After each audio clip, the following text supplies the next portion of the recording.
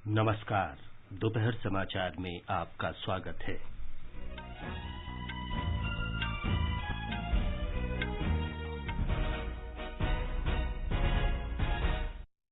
प्रधानमंत्री नरेंद्र मोदी ने कोविड की नई लहर से सफलतापूर्वक निपटने के लिए देशवासियों की सराहना की।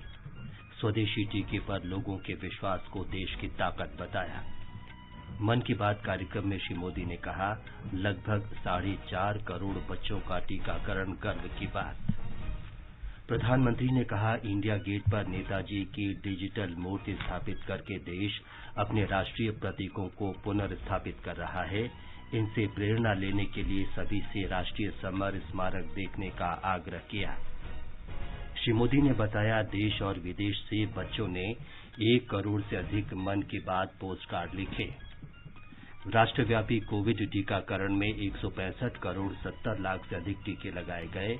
75% से अधिक पात्र आबादी का पूर्ण टीकाकरण। देश आज राष्ट्रपिता महात्मा गांधी की 74वीं पुण्यतिथि पर श्रद्धांजलि अर्पित कर रहा है। संसद का बजट सत्र कल राष्ट्रपति रामनाथ कोविंद के दोनों सदनों को संबोधित करने के साथ शुरू होगा। उत्तर प्रदेश में विधानसभा चुनाव के पहले 2 चरणों का प्रचार अभियान जोरों पर। उत्तर कोरिया ने आज अपना सबसे बड़ा मिसाइल प्रक्षेपण किया। दक्षिण कोरिया, जापान और अमेरिका ने इसकी निंदा की। मेलबर्न में ऑस्ट्रेलियन ओपन टेनिस टूर्नामेंट के पुरुष सिंगल्स फाइनल में राफेल नडाल और डेनियल मेदवेदेव का मुकाबला जारी। दोपहर समाचार में नवीन सक्सेना के साथ मैं विमलेंदु पांडे। देश के कई हिस्सों में कोरोना संक्रमण फैल रहा है। हमारी अपील है कि आप सतर्क रहें और 15 से 18 वर्ष के किशोरों सहित अन्य लोगों के टीकाकरण में मदद करें। कोरोना वायरस के नए स्वरूप ओमिक्रॉन से चिंताएं बढ़ी हैं। सुरक्षित रहने के लिए कृपया 3 सरल उपायों का पालन अवश्य करें। मास्क पहनें, 2 गज की सुरक्षित दूरी बनाए रखें और हाथ और चेहरा साफ रखें। कोविड से संबंधित किसी भी जानकारी और मार्गदर्शन के लिए राष्ट्रीय हेल्पलाइन नंबर 011-2397-8046 और 1075 पर संपर्क करें। अब समाचार विस्तार से। प्रधानमंत्री नरेंद्र मोदी ने कहा है कि भारत पूरी सफलता से कोविड महामारी की नई लहर से निपट रहा है। आकाशवाणी से मन की बात कार्यक्रम में श्री मोदी ने कहा कि अब तक करीब 4.5 करोड़ किशोरों को कोविड का टीका लगाया जा चुका है। ये भी गर्व की बात है कि अब तक करीब 4.5 करोड़ बच्चों ने कोरोना वैक्सीन की डोज ले ली है। 15 से 18 साल की आयु वर्ग के लगभग 60% यूथ ने 3 से 4 हफ्ते में ही टीके लगवा लिए हैं। एक और अच्छी बात ये भी है कि 20 दिन के भीतर ही 1 करोड़ लोगों ने प्रिकॉशन डोज भी ले ली है। अपने देश की वैक्सीन पर देशवासियों का ये भरोसा हमारी बहुत बड़ी ताकत है। प्रधानमंत्री ने कहा कि कोविड मरीजों की संख्या में कमी आना अच्छा संकेत है। उन्होंने कहा कि देश में आर्थिक गतिविधियों की रफ्तार बनाए रखी जानी चाहिए। आज महात्मा गांधी की पुण्यतिथि पर श्री मोदी ने कहा कि 30 जनवरी बापू की शिक्षाओं को याद दिलाता है। प्रधानमंत्री ने कहा कि आजादी के अमृत महोत्सव के अवसर पर भारत अपने राष्ट्रीय प्रतीकों को पुनर्स्थापित कर रहा है। इंडिया गेट के समीप अमर जवान ज्योति और पास में ही नेशनल वॉर मेमोरियल पर प्रज्वलित ज्योति को एक किया गया। नेशनल वॉर मेमोरियल में आजादी के बाद से शहीद हुए देश के सभी जाबाजों के नाम अंकित किए गए हैं। मुझे सेना के कुछ पूर्व जवानों ने पत्र लिखकर कहा है कि शहीदों की स्मृति के सामने प्रज्वलित हो रही अमर जवान ज्योति शहीदों की अमरता का प्रतीक है। मैं आप सभी से कहूंगा, जब भी अवसर मिले नेशनल वॉर मेमोरियल जरूर जाएं। प्रधानमंत्री ने कहा कि इंडिया गेट पर नेताजी की डिजिटल मूर्ति स्थापित करके देश अपने राष्ट्रीय प्रतीकों को पुनर्स्थापित कर रहा है। उन्होंने इनसे प्रेरणा लेने के लिए सभी से राष्ट्रीय समर स्मारक का दौरा करने का आग्रह किया। प्रधानमंत्री ने कहा कि हाल ही में कई महत्वपूर्ण राष्ट्रीय पुरस्कार प्रदान किए गए हैं। ऐसा ही एक सम्मान प्रधानमंत्री राष्ट्रीय बाल पुरस्कार है। अमृत महोत्सव के इन आयोजनों के बीच देश में कई महत्वपूर्ण राष्ट्रीय पुरस्कार भी दिए गए हैं। एक है प्रधानमंत्री राष्ट्रीय बाल पुरस्कार। ये पुरस्कार उन बच्चों को मिले जिन्होंने छोटी सी उम्र में साहसिक और प्रेरणादायी काम किए हैं। हम सबको अपने घरों में इन बच्चों के बारे में जरूर बताना चाहिए। इनसे हमारे बच्चों को भी प्रेरणा मिलेगी और उनके भीतर देश का नाम रोशन करने का उत्साह जगेगा।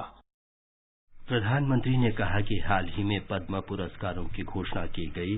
पुरस्कार विजेताओं में कई लोग ऐसे हैं जिन्हें अब तक बहुत कम लोग जानते थे। प्रधानमंत्री ने बताया कि कर्नाटक के किसान अमई महालिंग नायक को भी पद्मश्री से सम्मानित करने की घोषणा की गई है। श्री मोदी ने कहा कि उन्होंने कृषि के क्षेत्र में आश्चर्यजनक नवाचार किए हैं। प्रधानमंत्री ने प्रसन्नता व्यक्त की कि 1 करोड़ से अधिक बच्चों ने उन्हें मन की बात पोस्टकार्ड के जरिए संदेश लिखे। मुझे 1 करोड़ से ज्यादा बच्चों ने अपने मन की बात पोस्टकार्ड के जरिए लिखकर भेजी है। ये 1 करोड़ पोस्टकार्ड देश के अलग अलग हिस्सों से आए हैं, विदेश से भी आए हैं। समय निकालकर इनमें से काफी पोस्टकार्ड को मैंने पढ़ने का प्रयास किया है। इन पोस्टकार्ड्स में इस बात के दर्शन होते हैं कि देश के भविष्य के लिए हमारी नई पीढ़ी की सोच कितनी व्यापक और कितनी बड़ी है।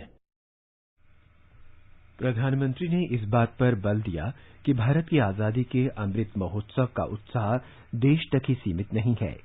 क्रोएशिया के जाग्रेब के कुछ छात्रों ने भारत के लोगों के लिए 75 कार्ड भेजे हैं और आजादी के अमृत महोत्सव पर बधाई दी है। प्रधानमंत्री ने कहा कि भारत शिक्षा और ज्ञान की पवित्र भूमि रही है। प्रधानमंत्री ने कहा कि पंडित मदन मोहन मालवीय ने काशी हिंदू विश्वविद्यालय की स्थापना की। पंडित मदन मोहन मालवीय जी ने जहां बनारस हिंदू विश्वविद्यालय की स्थापना की, वहीं महात्मा गांधी ने गुजरात विद्यापीठ के निर्माण में अहम भूमिका निभाई। गुजरात के आणंद में एक बहुत ही प्यारी जगह है वल्लभ विद्यानगर। सरदार पटेल के आग्रह पर उनके 2 सहयोगियों भाई काका और भीखाभाई ने वहां युवाओं के लिए शिक्षा केंद्रों की स्थापना की। इसी तरह पश्चिम बंगाल में गुरुदेव रविन्द्रनाथ टैगोर ने शांति निकेतन की स्थापना की।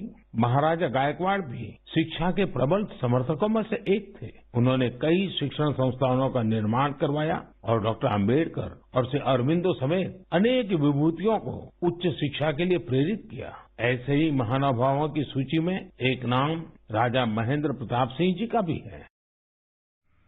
प्रधानमंत्री ने काशी हिंदू विश्वविद्यालय आईआईटी के पूर्व छात्र जय चौधरी का भी उदाहरण दिया, जिन्होंने आईआईटी बीएचयू फाउंडेशन को $10 लाख दान किए। प्रधानमंत्री ने कहा कि प्रकृति और प्राणियों के लिए भारतीयों के इस प्रेम की दुनिया भर में बहुत सराहना की गई है। इसकी झलक इस बार गणतंत्र दिवस परेड में दिखाई दी। श्री मोदी ने भारत रत्न भूपेन हजारिका का भी गीत का स्मरण किया, जिसमें काजीरंगा के हरे भरे परिवेश और इसके वन्य जीवों की सराहना की गई है। प्रधानमंत्री ने भारतीय संस्कृति की लोकप्रियता पर भी बात की, जो लैटिन अमेरिका और दक्षिण अमेरिका में भी लोकप्रिय है। श्री मोदी ने अर्जेंटीना में भारतीय संस्कृति का परचम लहराने का भी उल्लेख किया। आज मैं आपको अर्जेंटीना में फहरा रहे भारतीय संस्कृति के परचम के बारे में बताऊंगा। अर्जेंटीना में हमारी संस्कृति को बहुत पसंद किया जाता है। 2018 में मैंने अर्जेंटीना की अपनी यात्रा के दौरान योग के कार्यक्रम में योगा फॉर पीस में हिस्सा लिया था। यहाँ अर्जेंटीना में एक संस्था है हस्तिनापुर फाउंडेशन। आपको सुनकर के आश्चर्य होता है ना, कहाँ अर्जेंटीना और वहाँ भी हस्तिनापुर फाउंडेशन। यह फाउंडेशन अर्जेंटीना में भारतीय वैदिक परंपराओं के प्रसार में जुटा है। इसकी स्थापना 40 साल पहले एक मैडम प्रोफेसर एडा एल्ब्रेट ने की थी। आज प्रोफेसर एडा एल्ब्रेट 90 वर्ष की होने जा रही है। प्रधानमंत्री ने लोगों से आग्रह किया कि एक बार इस्तेमाल होने वाले प्लास्टिक को दोबारा उपयोग में न लाएं। उन्होंने स्थानीय उत्पादों को प्रोत्साहन देने की भी अपील की। देशव्यापी कोविड टीकाकरण अभियान के तहत अब तक 165 करोड़ 70 लाख से अधिक टीके लगाए जा चुके हैं। स्वास्थ्य मंत्रालय के अनुसार कल 62 लाख से अधिक टीके लगाए गए। केंद्र ने राज्यों और केंद्र शासित प्रदेशों को अब तक 164 करोड़ 36 लाख से अधिक कोविड रोधी टीके उपलब्ध कराए हैं। देश में 75% से अधिक पात्र आबादी को कोविड के दोनों टीके लगाए जा चुके हैं। स्वास्थ्य मंत्री मनसुख मांडविया ने कहा कि लोगों को कोविड दिशा निर्देशों का पालन करना होगा और जल्द से जल्द टीका लगवाना चाहिए। हरियाणा में कल कोविड के 4,445 नए मामले सामने आए और 13 रोगियों की मौत हुई। केंद्र शासित प्रदेश पुडुचेरी में कोविड के मामले फिर से 1,000 से कम हो गए हैं। सबसे ज्यादा 650 मामले पुडुचेरी शहर से हैं। ये समाचार हमारी वेबसाइट newsonair.com/hindi और हमारे mobile app news on AIR पर भी उपलब्ध हैं। सुनो ना, हाँ? सोच रहा हूँ अपना बिजनेस क्यों न बढ़ा लूं। तो रोका किसने है? हाँ? रोका तो किसी ने नहीं, पर समझ नहीं आ रहा कि मदद किससे मांगूं। मुझसे। तुमसे? तो अच्छा बताओ फिर। आकाशवाणी है ना, मैंने सुना है उसका नेटवर्क देश भर में फैला है। पर उससे मेरा क्या फायदा? देखो, फायदा है, जिस शहर में चाहो विज्ञापन की मदद से उपभोक्ताओं तक पहुंच जाओ। पर अब ये भी तो बता दो कि आकाशवाणी से संपर्क कैसे करूं? बहुत आसान है, मैं बताती हूँ। नंबर नोट करो, 870-001-4242। 870-001-4242। लो अभी फोन लगाता हूँ 870-001-4242 पर।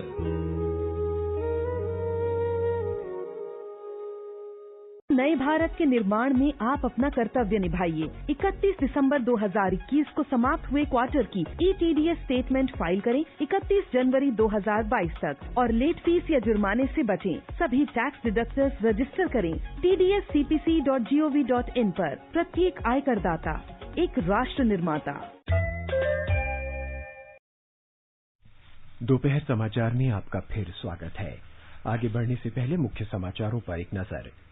प्रधानमंत्री नरेंद्र मोदी ने कोविड की नई लहर से सफलतापूर्वक निपटने के लिए देशवासियों की सराहना की।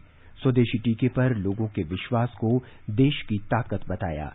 मन की बात कार्यक्रम में श्री मोदी ने कहा, लगभग 4.5 करोड़ बच्चों का टीकाकरण गर्व की बात। प्रधानमंत्री ने कहा, इंडिया गेट पर नेताजी की डिजिटल मूर्ति स्थापित करके देश अपने राष्ट्रीय प्रतीकों को पुनर्स्थापित कर रहा है। प्रधानमंत्री ने इनसे प्रेरणा लेने के लिए सभी से राष्ट्रीय समर स्मारक देखने का आग्रह किया। श्री मोदी ने बताया, देश और विदेश से बच्चों ने 1 करोड़ से अधिक मन की बात पोस्ट कार्ड लिखे। राष्ट्रव्यापी कोविड टीकाकरण में 165 करोड़ 70 लाख से अधिक टीके लगाए गए। 75% से अधिक पात्र आबादी का पूर्ण टीकाकरण। देश आज राष्ट्रपिता महात्मा गांधी की 74वीं पुण्यतिथि पर श्रद्धांजलि अर्पित कर रहा है। संसद का बजट सत्र कल राष्ट्रपति रामनाथ कोविंद के दोनों सदनों को संबोधित करने के साथ शुरू होगा। उत्तर प्रदेश में विधानसभा चुनाव के पहले 2 चरणों का प्रचार अभियान जोरों पर। उत्तर कोरिया ने आज अपना सबसे बड़ा मिसाइल प्रक्षेपण किया। दक्षिण कोरिया, जापान और अमरीका ने इसकी निंदा की। और मेलबर्न में ऑस्ट्रेलियन ओपन टेनिस टूर्नामेंट के पुरुष सिंगल्स फाइनल में राफेल नाडाल और डेनियल मेदवेदेव के बीच मुकाबला जारी। देश आज राष्ट्रपिता महात्मा गांधी की 74वीं पुण्यतिथि पर श्रद्धांजलि अर्पित कर रहा है। इस दिन को शहीद दिवस के रूप में भी मनाया जाता है। आज सर्वधर्म प्रार्थना सभा का भी आयोजन किया गया। इस अवसर पर आज देश में सुबह 11 बजे 2 मिनट का मौन भी रखा गया।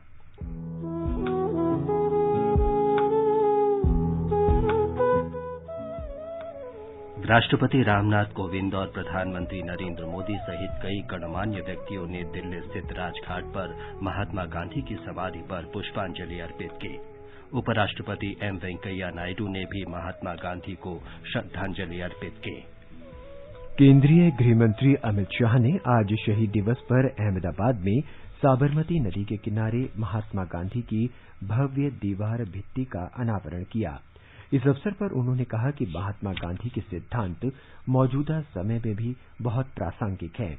देश भर के 75 कुम्हारों द्वारा 2975 मिट्टी के कुल्हड़ों से इस भव्य दीवार भित्ति चित्र को बनाया गया है। तमिलनाडु के राज्यपाल आर.एन. रवि और मुख्यमंत्री एम.के. स्टालिन ने आज मरीना बीच पर गांधी जी की प्रतिमा पर पुष्पांजलि अर्पित की। फिल्म प्रभाग आज शहीद दिवस के अवसर पर महात्मा गांधी की पुण्यतिथि पर श्रद्धांजलि दे रहा है। इस अवसर पर फिल्म प्रभाग की वेबसाइट और यूट्यूब चैनल पर दिन भर एक वृत्त चित्र गांधी रीडिस्कवर्ड का प्रसारण किया जा रहा है। आज कुष्ठ रोधी दिवस है।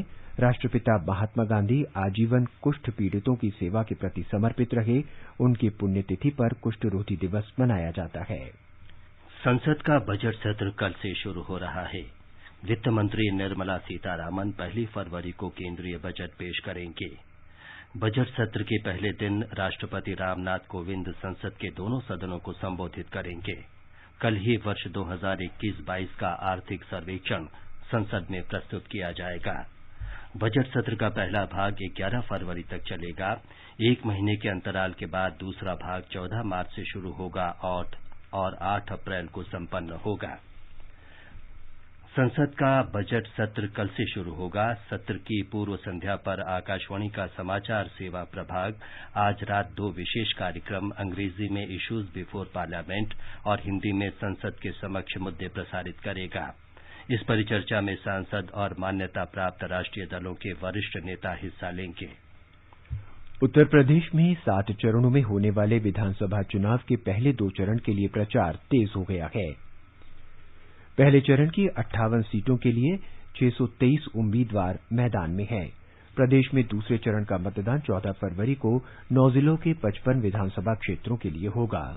गोवा में 14 फरवरी को एक ही चरण में होने वाले विधानसभा चुनाव के लिए दाखिल नामांकन पत्रों की कल जांच की गई।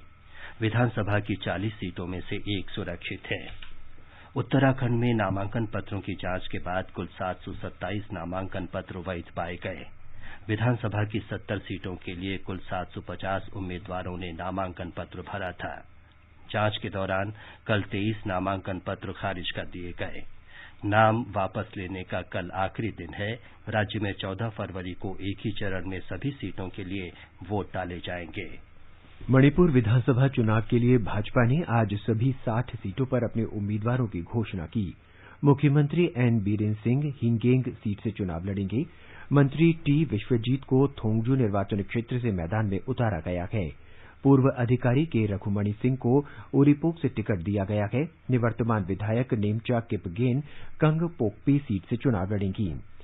निर्वाचन आयोग ने 10 फरवरी से लेकर 7 मार्च तक विधानसभा चुनाव के दौरान मतदान बाद सर्वेक्षण के नतीजे प्रकाशित करने पर रोक लगा दी है। यह निर्णय 5 राज्यों उत्तर प्रदेश, पंजाब, गोवा, मणिपुर और उत्तराखंड में विधानसभा चुनाव को देखते हुए किया गया है। आयोग ने कहा है कि 10 फरवरी को सुबह 7 बजे से लेकर 7 मार्च को शाम 6:30 बजे तक किसी भी मतदान बाद सर्वेक्षण के नतीजे प्रकाशित और प्रचारित करने पर रोक रहेगी।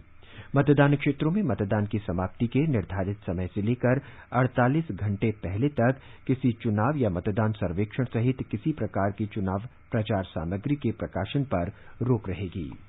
उत्तर कोरिया ने आज मिसाइल का परीक्षण किया। ये वर्ष 2017 के बाद उसकी सबसे बड़ी मिसाइल परीक्षण है। जापान, दक्षिण कोरिया और अमेरिका ने इसकी निंदा की है। जापान और दक्षिण कोरिया के अधिकारियों का अनुमान है कि ये मिसाइल करीब 2000 किलोमीटर की ऊंचाई तक गई और 30 मिनट में 800 किलोमीटर की दूरी तय कर जापान सागर में गिरे। ऑस्ट्रेलियन ओपन टेनिस टूर्नामेंट के पुरुष सिंगल्स फाइनल में स्पेन के राफेल नाडाल का मुकाबला रूस के डेनियल मेदवेदेव से हो रहा है। सेमीफाइनल में नाडाल ने मात्रो बेरेटिनी को, जबकि रूस के मेदवेदेव ने स्टेफानोस सित्सिपास को पराजित किया था। इससे पहले कल ऑस्ट्रेलिया की एशले बार्टी ने महिला सिंगल्स का खिताब अपने नाम किया। आजादी का अमृत महोत्सव के लिए सभी उपभोक्ताओं को शुभकामनाएं। हॉलमार्क सोने की शुद्धता सुनिश्चित करता है। हमेशा हॉलमार्क वाले सोने के आभूषण खरीदें। उपभोक्ता संबंधित किसी भी शिकायत के लिए कृपया राष्ट्रीय उपभोक्ता हेल्पलाइन के टोल फ्री नंबर 14404 पर संपर्क करें। उपभोक्ता मामले विभाग, भारत सरकार द्वारा जनहित में जारी। जागो ग्राहक जागो। आजादी के अमृत महोत्सव के अंतर्गत आइए अब सुनते हैं आकाशवाणी की विशेष प्रस्तुति आजादी का सफर। आजादी का अमृत महोत्सव।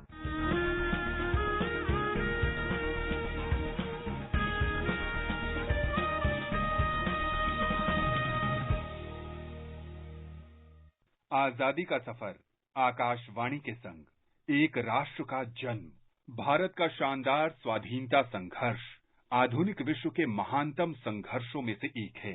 आकाशवाणी से हम आपके लिए प्रतिदिन ला रहे हैं इस शानदार संघर्ष की एक झलक।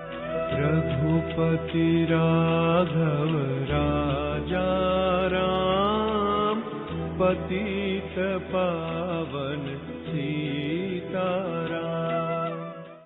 आज हम राष्ट्रपिता महात्मा गांधी को श्रद्धांजलि अर्पित करते हैं, जिन्होंने 30 जनवरी 1948 में अंतिम सांस ली। गांधी जी सितंबर 1947 में कलकत्ता से दिल्ली आए थे। उन्होंने दिल्ली के बिरला हाउस में रुकने का फैसला किया। बिरला हाउस में उनका अधिकांश समय पत्र लिखने, आगंतुकों से मिलने और प्रार्थनाओं में भाग लेने में व्यतीत होता था। हिंदू धर्म में, सच्चा हिंदू धर्म में ऐसी कास्ट को, छुआछूत को, एक जंगली और एक बड़ा है, उन सब चीजों पर स्थान नहीं रह सकता है।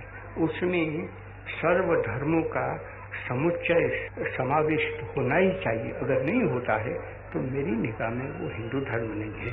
गांधी जी ने 13 जनवरी 1948 को सांप्रदायिक सद्भाव बहाल करने के लिए अपना अंतिम उपवास शुरू किया था। इस उपवास के 7 दिन बाद ही 20 जनवरी को गांधी जी की हत्या का प्रयास किया गया था, जब एक व्यक्ति ने बिरला हाउस पर बम फेंका। लेकिन गांधी जी को इससे कोई नुकसान नहीं हुआ और उन्होंने कहा, अगर मुझे कोई पागल की गोली से मरना है तो मैं मुस्कुराते हुए ऐसा स्वीकार करूंगा। मेरे भीतर कोई क्रोध नहीं होना चाहिए। भगवान मेरे दिल में और मेरे होठों पर अवश्य होना चाहिए। जब गांधी जी को अधिक व्यापक सुरक्षा की पेशकश की गई तो उन्होंने कहा कि जो लोग स्वतंत्रता के बजाय सुरक्षा को प्राथमिकता देते हैं, उन्हें जीने का कोई अधिकार नहीं है। 30 जनवरी की शाम को जब गांधी जी की 2 भतीजियां उन्हें प्रार्थना सभा ले जा रही थीं, तो नाथूराम गोडसे भीड़ से निकला। उसने गांधी जी को प्रणाम किया और उन पर 3 बार गोली चलाई और बापू हमारे बीच नहीं रहे। आकाशवाणी से राष्ट्र को संबोधित करते हुए तत्कालीन प्रधानमंत्री जवाहरलाल नेहरू ने इस क्षति के बारे में देश को सूचित किया। The light has gone out of our lives and there is darkness everywhere. And I do not quite know what to tell you and how to say it. Our beloved leader, Bapu as we called him, the father of the nation, is no more. अगले दिन यमुना तट पर गांधी जी के अंतिम संस्कार में हिस्सा लेने के लिए भारी भीड़ उमड़ पड़ी। 5 मील लंबे मार्ग पर उनकी शव यात्रा में लगभग 10 लाख लोग शामिल हुए। उनके अस्थि कलश प्रयागराज में संगम में विसर्जन के लिए ले जाने से पहले 3 दिन तक यमुना नदी के किनारे रखे गए। नई दिल्ली में राजघाट पर बनाई गई उनकी समाधि उनके लाखों अनुयायियों के लिए एक तीर्थ है, जिस पर अंकित हैं 2 अक्षर, हे राम।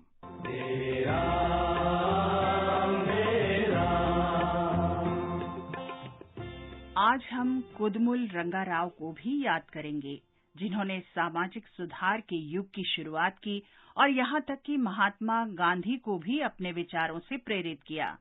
कासरगोड में एक गरीब परिवार में जन्मे रंगाराव ने शिक्षा के माध्यम से सशक्तिकरण की कल्पना की थी और 1890 के दशक में सामाजिक परिवर्तन को गति प्रदान की। रंगाराव ने पंचमा स्कूल खोले।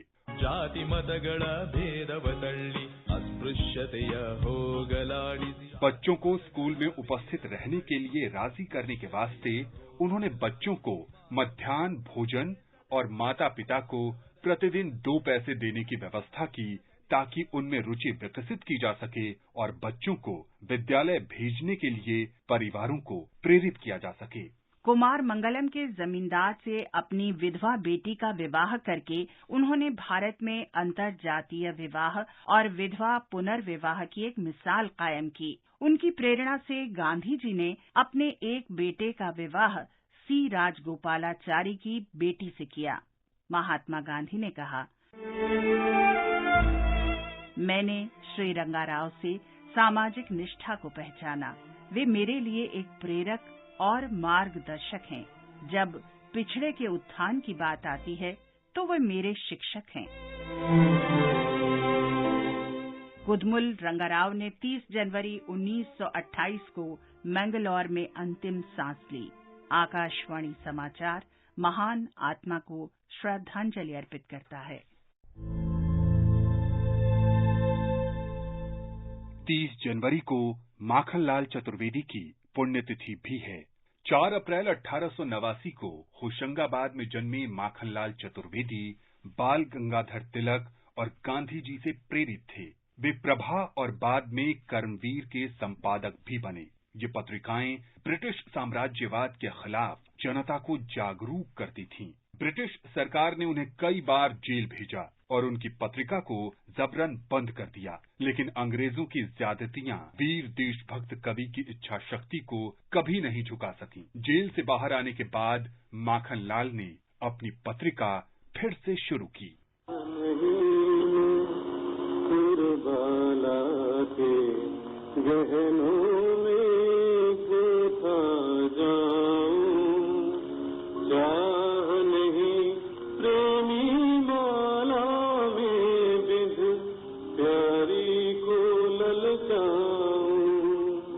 आजादी के बाद माखनलाल ने सत्ता में हिस्सा लेने से इनकार किया और भाषण तथा लेखन के माध्यम से लोगों को प्रोत्साहित करना जारी रखा।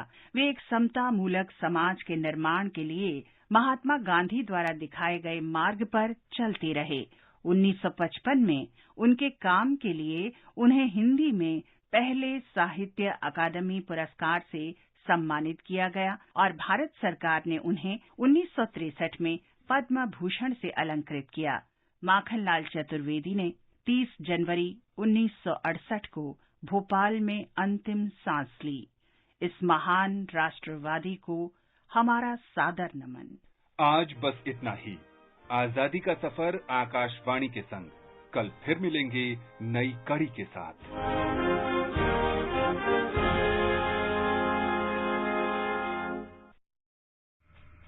और अब एक नजर आज के मौसम पर। राष्ट्रीय राजधानी दिल्ली में आज दिन में तेज हवाएं चलेंगी। मुंबई में आसमान साफ रह सकता है। चेन्नई में बादल छाए रहने और हल्की बारिश के आसार है। कोलकाता में आमतौर पर आसमान साफ रहने की संभावना है। उत्तर भारत में लेह और गिलगित में बादल छाए रहेंगे। जम्मू और श्रीनगर में आसमान साफ रहेगा, जबकि मुजफ्फराबाद में दोपहर बाद हल्के बादल छाए रह सकते हैं। पूर्वोत्तर में इम्फाल, आइजॉल, अगरतला और ईटानगर में आसमान साफ रहेगा। गंगटोक में आंशिक रूप से बादल छाए रहने की संभावना है। शिलंग और कोहिमा में भी आसमान साफ रहने का अनुमान है। प्रधानमंत्री नरेंद्र मोदी कल शाम 4:30 बजे वीडियो कॉन्फ्रेंस के जरिए राष्ट्रीय महिला आयोग के 30वें स्थापना दिवस कार्यक्रम को संबोधित करेंगे। केंद्रीय महिला और बाल विकास मंत्री स्मृति ईरानी भी इस अवसर पर उपस्थित रहेंगी। अंत में मुख्य समाचार एक बार फिर। प्रधानमंत्री नरेंद्र मोदी ने कोविड की नई लहर से सफलतापूर्वक निपटने के लिए देशवासियों की सराहना की। स्वदेशी टीके पर लोगों के विश्वास को देश की ताकत बताया। मन की बात कार्यक्रम में श्री मोदी ने कहा, लगभग 4.5 करोड़ बच्चों का टीकाकरण गर्व की बात। प्रधानमंत्री ने कहा, इंडिया गेट पर नेताजी की डिजिटल मूर्ति स्थापित करके देश अपने राष्ट्रीय प्रतीकों को पुनर्स्थापित कर रहा है। इनसे प्रेरणा लेने के लिए सभी से राष्ट्रीय समर स्मारक देखने का आग्रह किया। श्री मोदी ने बताया, देश और विदेश से बच्चों ने 1 करोड़ से अधिक मन की बात पोस्ट कार्ड लिखे। राष्ट्रव्यापी कोविड टीकाकरण में 165 करोड़ 70 लाख से अधिक टीके लगाए गए। 75% से अधिक पात्र आबादी का पूर्ण टीकाकरण। देश आज राष्ट्रपिता महात्मा गांधी की 74वें पुण्यतिथि पर श्रद्धांजलि अर्पित कर रहा है। संसद का बजट सत्र कल राष्ट्रपति रामनाथ कोविंद के दोनों सदनों को संबोधित करने के साथ शुरू होगा। उत्तर प्रदेश में विधानसभा चुनाव के पहले 2 चरणों का प्रचार अभियान जोरों पर। उत्तर कोरिया ने आज अपना सबसे बड़ा मिसाइल प्रक्षेपण किया। दक्षिण कोरिया, जापान और अमेरिका ने इसकी निंदा की। मेलबर्न में ऑस्ट्रेलियन ओपन टेनिस टूर्नामेंट के पुरुष सिंगल्स फाइनल में आज राफेल नडाल और डेनियल मेदवेदेव के बीच मुकाबला जारी। इसके साथ ही दोपहर समाचार का ये अंक समाप्त हुआ। नमस्कार।